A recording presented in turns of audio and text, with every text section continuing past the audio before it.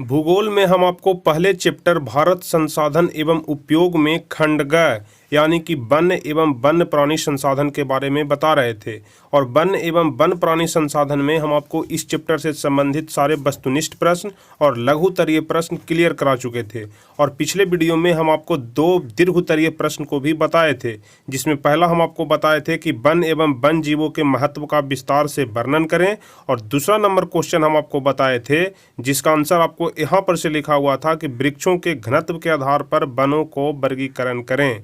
ठीक है, वृक्षों के घनत्व के आधार पर वनों का वर्गीकरण करें। यहाँ पर पिछले वीडियो में चूंकि यहाँ पर क्वेश्चन नहीं लिखा हुआ था, इसलिए दोनों क्वेश्चन एक ही में मिल गया था, इसलिए यहाँ से दूसरा नंबर क्वेश्चन है, आप लोग ध्यान रखिएगा। तो दूसरा नंबर क्वेश्चन कह रहा था कि वृक्षों के घनत्व के आधार पर वनों का वर्गीकरण विस्तार से करें। तो यहाँ पर दूसरा नंबर क्वेश्चन था। और अब हम इस वीडियो में तीसरे नंबर क्वेश्चन के आगे जितने सारे भी क्वेश्चन बचे हुए हैं, मतलब तीसरा नंबर क्वेश्चन, चौथा नंबर क्वेश्चन और पांचवा नंबर क्वेश्चन, तो तीसरा, चौथा और पांचवा यही तीन क्वेश्चन हम देखेंगे। तो हम यहाँ से तीसरा नंबर क्वेश्चन देखेंगे, जिसका क्वेश्चन आंसर आपको यहाँ पर लिखा हुआ है। तो क्वेश्चन नंबर 3 कह रहा है कि जैव विविधता क्या है, यह मानव के लिए क्यों महत्वपूर्ण है। ठीक है, क्वेश्चन को आप ध्यान से समझिएगा। जैव विविधता क्या है और यह मानव के लिए क्यों महत्वपूर्ण है। तो चलिए इसका आंसर हम लोग जानेंगे। तो इसका आंसर होगा कि जैव विविधता का तात्पर्य किसी खास देश में जीव जंतुओं की विभिन्न प्रजातियों से लगाया जाता है। हमारा देश भारत जैव विविधता के सौंदर्य में विश्व के सर्वाधिक समृद्ध देशों में से एक है। तो यहाँ पर कह रहा है कि जो हमारा देश भारत है वह जैव विविधता के सौंदर्य में विश्व के सर्वाधिक समृद्ध देशों में से एक है। वर्तमान समय में विश्व की सारी जैव उपजातियों का 8% संख्या यहाँ निवास करती है। ध्यान रखिएगा, वर्तमान समय में विश्व की सारी जैव उपजातियों का 8% संख्या भारत में निवास करता है। अब देखिए आगे कह रहा है कि जैव विविधता राष्ट्र के स्वस्थ जैव मंडल एवं जैविक उद्योगों के लिए अति महत्वपूर्ण एवं अनिवार्य है। ठीक है, जैव विविधता राष्ट्र के स्वस्थ और जैव मंडल एवं जैव उद्योगों के लिए अति महत्वपूर्ण एवं अनिवार्य है। हमें इससे प्रत्यक्ष एवं अप्रत्यक्ष, कहने का मतलब कि परोक्ष एवं अपरोक्ष लाभ मिलते हैं। भारत के भोजन पूर्णतः जैविक संसाधन से प्राप्त होता है। इसी प्रकार विकसित पौधे एवं घरेलू जानवरों की कुशल नस्ल आधुनिक खेती की रीढ़ की हड्डी है। जैव विविधता का उपयोग बहुत सारे औषधीय उपयोग में होता है, जैसे मॉर्फिन का उपयोग दर्द निरोधक, लिक्विनाइन का उपयोग मलेरिया के लिए, टैक्सोल कैंसर रोधी औषधि के लिए किया जाता है। यहाँ पर वन के बारे में यहाँ पर बताया जा रहा है, जैव विविधता के बारे में बताया जा रहा है कि जैव विविधता का उपयोग बहुत सारे औषधीय उपयोग में भी किया जाता है। सबसे पहला होता है कि जो मॉर्फिन का उपयोग होता है वह दर्द निरोधक दवा बनाने में किया जाता है। दूसरा होता है लिक्विनाइन, इसका उपयोग मलेरिया के लिए जो दवा बनता है उसमें उपयोग किया जाता है। और सबसे अंतिम होता है जो टैक्सोल होता है, जो सबसे ज़्यादा इंपॉर्टेंट है, वह कैंसर रोधी दवा बनाने के लिए टैक्सोल का इस्तेमाल किया जाता है। तो यही आपका जैव विविधता कह रहा था। और जैव विविधता इसलिए मानव के लिए महत्वपूर्ण है क्योंकि यह मानव के लिए बहुत ज़्यादा उपयोगी है और इससे बहुत सारे दर्द निरोधक या फिर रोग निरोधक दवाइयाँ बनाई जाती है। अब देखिए अगला नंबर क्वेश्चन हम लोग देखेंगे। क्वेश्चन नंबर 4, मानव क्रियाएं किस प्रकार प्राकृतिक वनस्पति और प्राणी जात के ह्रास के कारक हैं। ठीक है, क्वेश्चन को ध्यान से समझिएगा।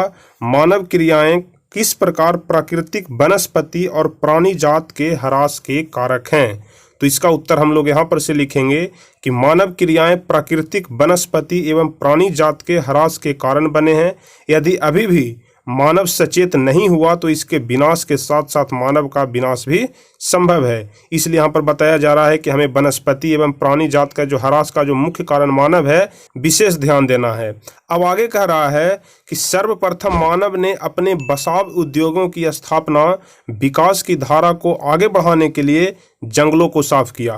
मतलब सबसे पहले मानव ने ही अपने रहने सहने के लिए उद्योगों की स्थापना करने के लिए जंगलों को साफ किया, जिससे बहुत सारे वनस्पति और वन प्राणी विलुप्त हो गए एवं कुछ विलुप्त होने के कगार पर पहुंचे हुए हैं। मतलब मानव के रहने के लिए, मानव अपना उद्योग स्थापित करने के लिए बहुत सारे जंगलों को साफ किया, जिससे वनस्पति और वन प्राणी विलुप्त हो गए और बहुत सारे विलुप्त होने के कगार पर पहुंच गए। अब देखिए आगे कह रहा है कि 20वीं शताब्दी ठीक है। 20वीं शताब्दी एवं 21वीं शताब्दी में जानवरों का तेजी से आयात निर्यात का कार्य शुरू किया गया, जिससे प्राणी जात का ह्रास हुआ। मतलब आपको हम पीछे भी बताए थे कि जंगली जानवरों का जो जीव जंतु है उसका आयात निर्यात किया जाता है, उसे विदेशों में या फिर देश में ही दूसरे जगह पर बेचा जाता है, जिसके कारण भी उसकी संख्या में बहुत ज़्यादा ह्रास हुआ है। मानव ने अपनी लोभ और लालसा की पूर्ति करने हेतु न केवल वन प्राणियों का निर्मम हत्या की है, बल्कि इनका अपने देश से दूसरों देश में बेचने का भी काम किया है। मतलब मानव जो है वह कुछ पैसों के चक्कर में, ठीक है, कुछ पैसों के लिए जीव जंतुओं को एक देश से दूसरे देश में बेच देते हैं, जिससे उसे मोटा रकम दिया जाता है, और प्राणियों की निर्मम हत्या कर देते हैं। और प्राणियों के शरीर में जो इंपॉर्टेंट भाग होते हैं, जो महत्वपूर्ण भाग होते हैं, जिसे बेचने पर बहुत ज़्यादा कीमत मिलता है, उसे मारकर निकाल लेते हैं। तो यही आपका कह रहा था कि मानव क्रियाएं किस प्रकार प्राकृतिक वनस्पति और प्राणी जात के ह्रास के कारण है। तो मानव अपनी लोभ और लिप्सा के चलते वनस्पतियों को नष्ट कर रहा है। तो मानव अपनी लोभ और लिप्सा के लिए वनस्पतियों को ह्रास कर रहा है, वन प्राणियों को धीरे धीरे समाप्त कर रहा है। तो यही आपका चौथा नंबर क्वेश्चन कह रहा था। अब हम लोग देखेंगे क्वेश्चन नंबर 5, जो कि इस चैप्टर का सबसे आखिरी क्वेश्चन है। तो 5वां नंबर क्वेश्चन कह रहा है कि भारतीय जैव मंडल क्षेत्र की चर्चा विस्तार से करिए। यहाँ पर भारतीय जो जैव मंडल है, वैसे क्षेत्र जहाँ जहाँ जैव मंडल है और कितने वर्ग किलोमीटर में सारे जैव मंडल फैले हुए हैं, उन सभी का चर्चा यहाँ पर विस्तार से करना है। तो देखिए इसका आंसर हम लोग जानेंगे। तो सबसे पहले हम लोग लिखेंगे कि हमारा देश जैव विविधता के संदर्भ में विश्व के सबसे सर्वाधिक समृद्ध देशों में से एक है। जो हमारा देश है भारत, वह जैव विविधता के संदर्भ में विश्व के सर्वाधिक समृद्ध देशों में से एक है। इसकी गणना विश्व के 12 विशाल जैविक विविधता वाले देशों में किया जाता है। यहाँ विश्व की सारी जैव उपजातियों का 8%, आपको हम पीछे के क्वेश्चन में भी बता चुके हैं कि विश्व की सारी जैव उपजातियों का भारत में 8%, जो कि लगभग 16 लाख का आंकड़ा होता है, इतना भारत में पाया जाता है। तो ध्यान रखिएगा, यहाँ विश्व की सारी जैव उपजातियों का लगभग 8% यानी कि 16 लाख पाया जाता है। और इन्हीं जैव विविधताओं के संरक्षण हेतु यूनेस्को के सहयोग से भारत में 14 जैव मंडल आरक्षित क्षेत्र की स्थापना की गई है, जिसका विवरण निम्न है। तो आपको हम नीचे एक चार्ट बताएंगे, एक चार्ट दिखाएंगे, जिसमें आपको जैव मंडल रिजर्व क्षेत्र का नाम होगा, कुल भौगोलिक क्षेत्र होगा, और वह किस स्थिति में है, किस प्रांत में यह जैव मंडल क्षेत्र पड़ता है, इसका भी विवरण आपको नीचे के चार्ट में हम आपको दिखाएंगे। जो कि टोटल 14 जैव मंडल आरक्षित क्षेत्र हैं। 14 के बारे में हम आपको बताएंगे कि कितना वर्ग किलोमीटर में फैला हुआ है। तो चलिए हम आपको सीधे चार्ट पर लेकर चलते हैं। तो आप यहाँ पर देख रहे हैं कि जैव मंडल रिजर्व क्षेत्र का नाम लिखा हुआ है, इसका कुल भौगोलिक क्षेत्र लिखा हुआ है कि कितने वर्ग किलोमीटर में फैला हुआ है, और यह कौन कौन से क्षेत्र में फैला हुआ है इसके बारे में भी आपको लिखना है। लेकिन इसमें से सबसे ज़्यादा इंपॉर्टेंट है कि जैव मंडल रिजर्व क्षेत्र का नाम और यह कितने वर्ग किलोमीटर में फैला हुआ है। अगर इसे आप नहीं भी लिखेंगे फिर भी आपका काम चल जाएगा, लेकिन आपको कितना वर्ग किलोमीटर क्षेत्र में फैला हुआ है इसके बारे में आपको लिखना बहुत ज़्यादा जरूरी है। और अगर आपसे पूरा याद नहीं होता है तो कम से कम 5-6 जैव मंडल रिजर्व क्षेत्र का नाम आप जरूर याद कर लीजिएगा, और कितना वर्ग किलोमीटर में फैला हुआ है इसे भी आप जरूर देख लीजिएगा, ताकि आपको एग्जाम में अगर आए तो कम से कम 5-6 का नाम आप लिख सकें। तो सबसे पहला है नीलगिरी, जो कि 5520 वर्ग किलोमीटर में फैला हुआ है, ध्यान रखिएगा। दूसरा है नंदा देवी, जो 2236.74 वर्ग किलोमीटर में फैला हुआ है। नंबर 3 है नोक रेक, जो कि 820 वर्ग किलोमीटर में फैला हुआ है। अब चौथा है मामस, जो कि 2837 वर्ग किलोमीटर में फैला हुआ है। पांचवा है सुंदरवन, जो कि 9630 वर्ग किलोमीटर में फैला हुआ है। उसी प्रकार छठा है मन्नार की खाड़ी, जो कि 10,500 वर्ग किलोमीटर में फैला हुआ है। तो कुल मिलाकर के 14 ऐसे जैव मंडल क्षेत्र हैं जिनको आपको देखना है। तो छठा नंबर हम आपको बता दिए कि मन्नार की खाड़ी 10,500 वर्ग किलोमीटर में फैला हुआ है। सातवां नंबर है कि ग्रेट निकोबार है, जो 885 वर्ग किलोमीटर में फैला हुआ है। सिमिलोपाल है, जो 4,374 वर्ग किलोमीटर में फैला हुआ है। नौवां नंबर है डिब्रू साइकोवा, जो 765 वर्ग किलोमीटर में फैला हुआ है। 10वां है दिहांग देबांग, जिसका वर्ग किलोमीटर है 5111.5।